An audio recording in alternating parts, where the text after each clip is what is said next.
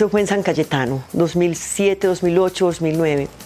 El invento inútil fue una idea muy hermosa. Y es que en ese momento yo era maestra de tecnología.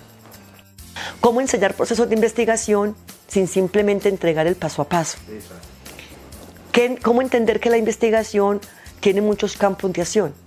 Y que desde la tecnología misma tiene un campo de acción no solamente desde el resultado científico, sino en el impacto social.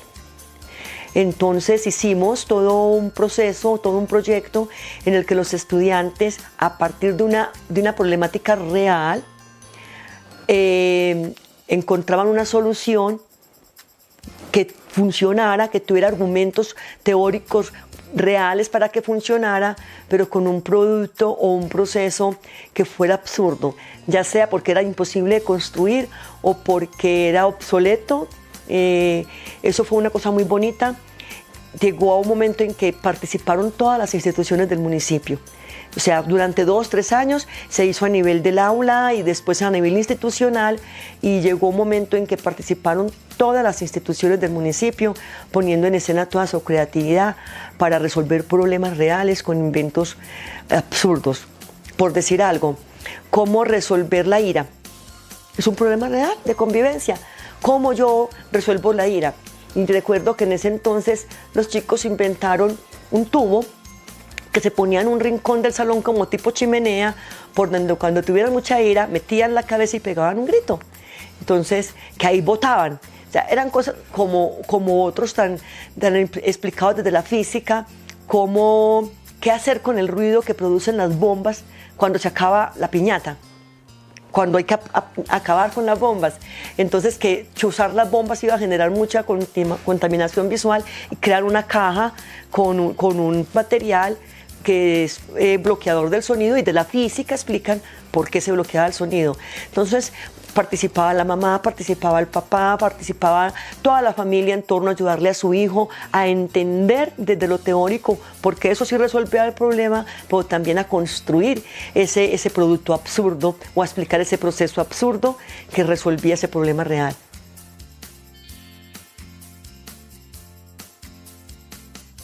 La llegada a Sonsón fue un momento muy importante porque encuentro una población que viene de un dolor grande, de toda esta guerra, de todo este conflicto en la propia región, con una problemática en la población estudiantil bastante fuerte, tratando de buscarle salida desde lo que son los mismos chicos, no desde lo externo. Y la encontramos en el arte. Allí encontramos la salida en el arte. Se implementó entonces un proyecto muy hermoso donde los chicos hacían un recorrido por todo el mundo, desde varias áreas del saber, y caía en una representación artística de esa región que les correspondía investigar, y en un gran festival de danza que con el transcurso de los años se volvió no solamente emblemático para el municipio, sino que además abre las fiestas del maíz de ese municipio, que son de tanta trayectoria a nivel nacional.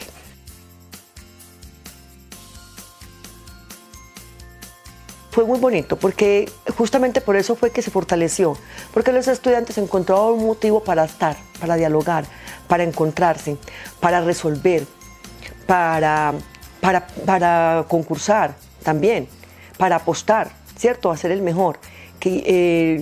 Las competencias hay que saberlas como de pronto orientar, pero en ese momento de la realidad de esa institución era importante. Era importante que ellos encontraban un motivo para salir y sacar de sí eso que estaba guardadito. Y ese proyecto fue la oportunidad. Ese es un proyecto de danza y se inició un poquitico con el proyecto del arte de ser. Sin embargo, mi paso fue 2 años y medio. Afortunadamente, el rector que quedó en la institución, una persona que creyó en el proyecto, que lo potenció, y en este momento ya este año hicieron la 8ª versión de ese festival. El año antepasado fue premiada en los premios de Antioquia la más educada, en el 2015, por todo el impacto que ha tenido en el mejoramiento de la convivencia institucional. Porque el cambio en los 4 años de lo que era la población a nivel de convivencia, a raíz de ese proyecto y todo lo que se movía a través de él, permitió ser una experiencia digna de mostrar y digna de imitar.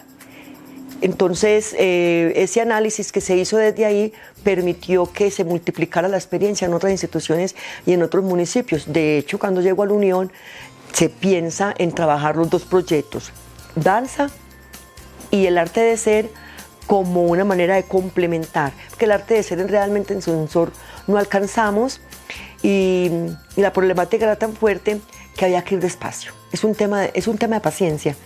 La convivencia es un tema de paciencia, de creer en el otro, pero con toda la paciencia del caso.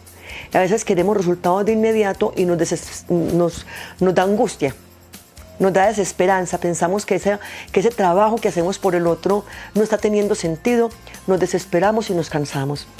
El tema de la convivencia es un tema de muchísima paciencia, como cuando un niño aprende a leer, que uno dice de la nada.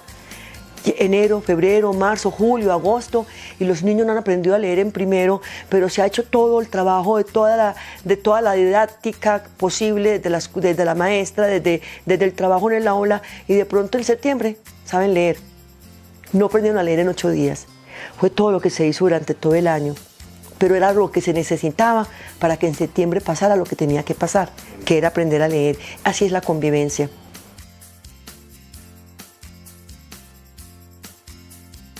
El arte de ser, eso nace desde Santuario.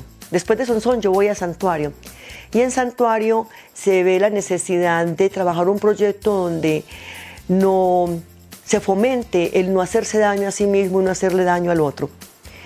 Mi paso por Santuario fue muy corto, fue de 1 año, y en ese momento me apoyo de Olga María Arango, que es muy conocida por este municipio, y en una experiencia que ella tenía en unas poblaciones vulnerables en Medellín, cogimos de esa metodología y traté de implementar en Santuario un trabajo desde la convivencia orientado a no hacerse daño a sí mismo, no hacerle daño al otro y a lo otro.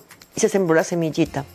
Sin embargo, cuando llegamos a la Unión, empezamos a trabajar y vemos, no se trata no solo de no hacerse daño a sí mismo, no hacerle daño al otro ni a lo otro, sino cuidar de sí.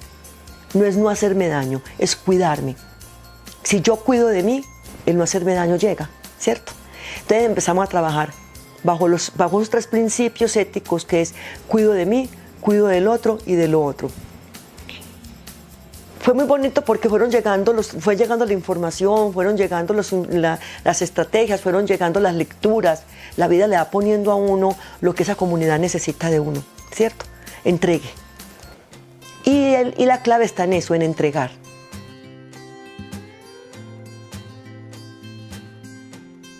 Hacer que los niños tengan conciencia de sí es un tema simplemente de la cotidianidad. Es que seamos conscientes de esas cosas mínimas, de esas cosas que parecen simples. Mira que es como el amor, que dicen que el amor está hecho de los pequeños detalles, ¿cierto? Entonces el niño se para, y cuando se para se choca con otro. Algo tan simple como eso. Y la reacción generalmente es, tienes que fijarte mejor. Y eso pasa. Pero si uno llama a ese niño y dice, mira que te paraste, que te chocaste, te maltrataste, ¿dónde te aporreaste? No cuidaste de ti. Tienes que fijarte en tus movimientos, porque puedes hacerte daño y también le haces daño al otro. Mira que te chocas con el otro y el otro se va a maltratar. ¿Tú querías maltratarlo? No. ¿Fue un accidente, cierto? Sí. Pero si no hablan que eso fue un accidente, el otro se siente triste o se siente mal o le da rabia porque le golpeaste duro y va a reaccionar. Entonces también va a reaccionar contra ti. Y como tú supiste que no lo hiciste con culpa, vas a reaccionar contra él. Y van a resultar en un conflicto que no era necesario si te cuidas más. Empieza cuidándote a ti mismo. Cuando te cuidas a ti mismo, por reflejo, cuidas al otro. Y entonces en eso fuimos desde los pequeños detalles hasta el concepto filosófico, ¿cierto? Ético, social. Foucault dice que el verdadero maestro es aquel maestro no que cuida a sus alumnos, sino no que les enseña a cuidarse, sino que les enseña la importancia de cuidarse a sí mismos. Y esa fue una como de las inspiraciones. Entonces lo volvimos un lema de convivencia. Cuido de mí, cuido del otro, cuido de lo otro. Desde los niños de preescolar, del lenguaje para los niños de preescolar, y ese lenguaje obviamente se va volviendo un poco más complejo cuando se trata en temas éticos o filosóficos o psicológicos con los estudiantes en la medida en que avanzan en edad y en grado y en capacidad de comprensión de la importancia del cuidado de sí mismo.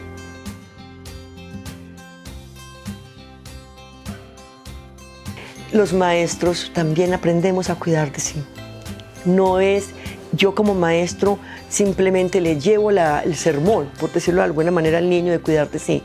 El proyecto parte de una serie de talleres donde se lleva al individuo a la reflexión sobre su existencia, a ese viaje por la vida, a las cargas que llevamos, a las máscaras que nos ponemos, la rabia, el freno al otro, la idea de decirle al otro yo soy este y tú no me cambias. Y eso no ocurre nada más en los niños, ni en los jóvenes, eso ocurre también en los adultos, también ocurre en el maestro.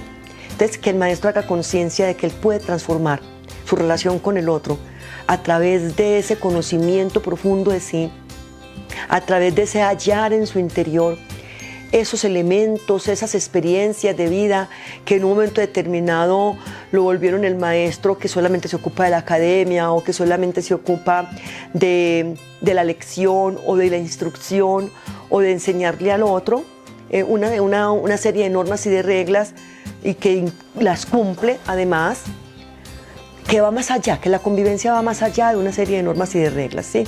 Que la convivencia es un tema de espíritu, que es un tema del ser, y que yo tengo que estar en armonía conmigo mismo para poderle enseñar al otro a estar en armonía con él. Por eso el proyecto hace un trabajo de talleres primero con los maestros. Los maestros viven todo el proceso y luego de que ya tienen la experiencia de haber sentido esa conexión consigo mismos, cada taller lo multiplican con sus estudiantes y con padres de familia. Y se hacen compromisos, se hacen descargas de emociones, se hace revisión del equipaje, de ese morral que llevamos a la espalda, de eso que llevo por el camino de mi vida y que no necesito, que suelto, con que sigo, cómo me relaciono con el otro, cómo está en mí resolver mi relación con el otro, cómo está en mí resolver mi diálogo con el otro, cómo está en mí resolver el conflicto con el otro y cómo está en mí apostarle a la armonía con el otro. La experiencia en este momento en Abenjorral incluyó todo un movimiento en el tema de convivencia y construcción de ciudadanía. Y es que a raíz del proyecto empezamos a hacer la revisión del manual de convivencia y ahí pensamos en un manual de convivencia basado en los derechos humanos, pero los derechos humanos desde el cuidado de sí, del otro y del otro, como filosofía de vida, ¿sí? Mirando la dimensión de ese cuidado de sí, del otro y del otro. Un manual de convivencia que se transforma totalmente en el que lo importante son los conceptos, la interiorización de los conceptos y la promoción de la convivencia. Hace énfasis en todas las estrategias de promoción de la convivencia que se puedan hacer desde la institución, desde el aula, desde el área, desde el descanso, y intencionadas, porque todo acto de la escuela tiene que ser absolutamente intencionado para que pase lo que queremos que pase.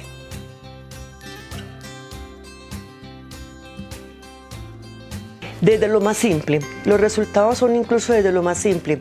Es tanta la interiorización del concepto que en los más pequeños un niño se choca con otro y llega corriendo a decir, Julanito se chocó conmigo y me aporrió, no cuidó de mí. Desde los más pequeños hasta los más grandes, ¿cierto? Mira, en las instituciones generalmente se resuelven los conflictos con un diálogo, con un llamado de atención al padre, a los acudientes, con una firma de unos acuerdos, en lo mejor de los casos, con un seguimiento a los acuerdos. Y posteriormente, si se reincide en el comportamiento, pues generalmente hay suspensiones. Yo llego a una institución, por ejemplo, donde a diciembre de 2015 habían 128 resoluciones rectorales por suspensiones.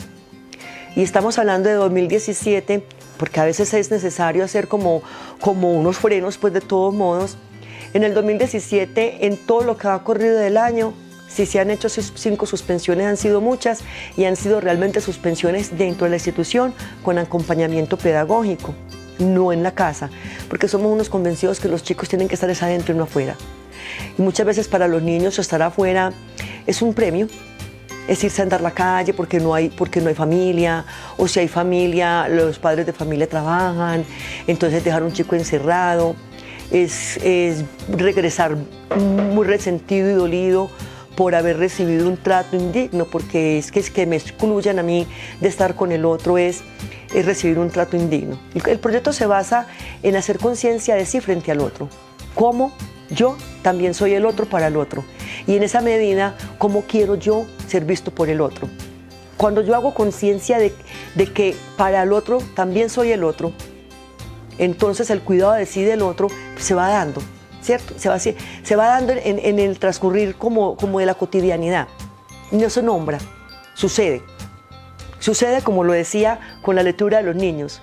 De tanto escuchar, de tanto trabajar, de tanto hacer conciencia a través de talleres, de tanto crear el espacio para la reflexión sobre sí, se va teniendo la información, se va haciendo ese cambio como en la estructura mental, con la nueva información que llega, y la relación con el otro se va transformando, se va dando.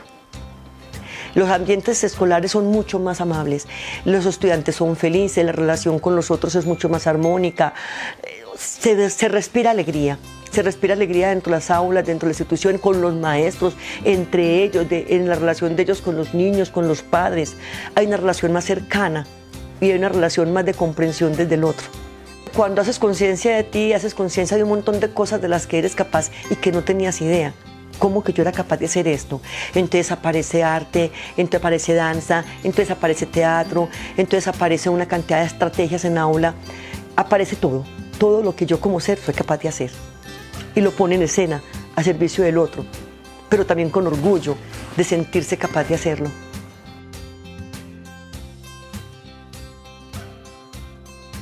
A veces ha sido un pequeño bloqueo como en los maestros, más por ese sentido del ser adulto, que uno siente que el ser adulto ya no se frena. ¿Esto qué es? Jueguitos, dinámicas, se frena. Pero cuando empezamos pero un frenón inicial, pero cuando se entra en la dinámica y se entiende que el sentido es de beneficio incluso personal, yo siento que todos nos soltamos y que eso se va dando. En Abejorral ha sido muy bonito porque ha trascendido en muchos ámbitos, desde todas las áreas.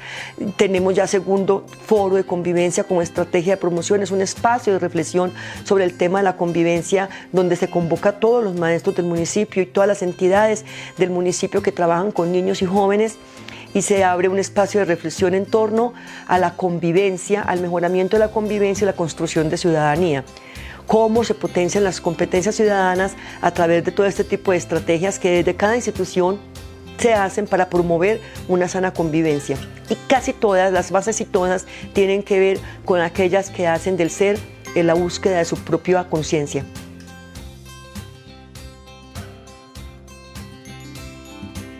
Construir ciudadanía, como te decía, no es simplemente conocer un conjunto de normas, de leyes, de reglas que me hacen un buen ciudadano ético desde lo teórico, sino que construir ciudadanía es poder poner en escena lo que yo soy a servicio del otro, de ese conjunto social en el que estoy, ya sea familia, ya sea mis compañeros de trabajo, ya sea mis compañeros de aula de clase, o posteriormente ese grupo social en el que me muevo. Es entender por qué lo que soy y lo que aprendo no es para mí, es para el conjunto social en el que estoy, y en ese momento cobra realmente sentido un aprendizaje. Entonces la construcción de la ciudadanía transversaliza toda acción del proyecto de convivencia, porque finalmente es allí donde vamos a llegar, a unos individuos que saben ser y estar en un contexto social, y que saber estar significa no estar solamente para sí, sino también estar para el otro. Realmente lo que tenemos es una política de convivencia. ¿Por qué política? Porque todas las acciones de la institución están trazadas por unas líneas. ¿Cómo me relaciono con el otro en el aula? ¿Cómo el otro, el estudiante, el compañero, maestro, estudiante? ¿Cómo me relaciono con el otro en la sala de maestros, en las reuniones de profesores, en las jornadas pedagógicas, en las reuniones con los padres? ¿Cuál es la línea que traza esa relación? Siempre será escuchar al otro, entender al otro, ponerme en el lugar del otro, hacer del otro mi yo, que el otro me lea como su otro también. Es la línea, siempre. Conceptos básicos de la convivencia: derechos políticos, derechos humanos, derechos éticos, construcción de ciudadanía, cuidado de sí, cuidado del otro, cuidado de lo otro, y todo este conjunto hacen que la escuela sea un espacio protector y protegido. Y es allá donde hemos llegado, a hacer de la escuela un escenario, un espacio protector y protegido, no solamente de los estudiantes, sino de toda la comunidad educativa.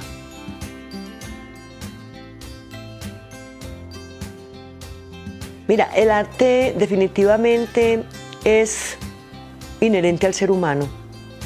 Mira que los niños escuchan música y eso es lo que los mueve, que a través de la historia sabemos que la danza y los rituales fueron utilizados para sacar de sí lo mejor en sus respectivos momentos para honrar a un ser superior. ¿Qué más que para honrarnos a nosotros mismos, como seres superiores ante nosotros mismos? Entonces, siempre que haya arte, tenemos a los estudiantes y a los adultos concentrados en una admiración, en una fascinación por lo que somos capaces de hacer. El arte fascina, y lo que me fascina, lo que me encanta, me motiva y saca de mí lo mejor. Por eso necesariamente donde se realizan proyectos, en todas las instituciones donde se realizan proyectos, en el que se ponen en escena las creaciones artísticas de los estudiantes, también se viven procesos de convivencia que permiten mejorar la armonía y mejorar el día a día de esos espacios.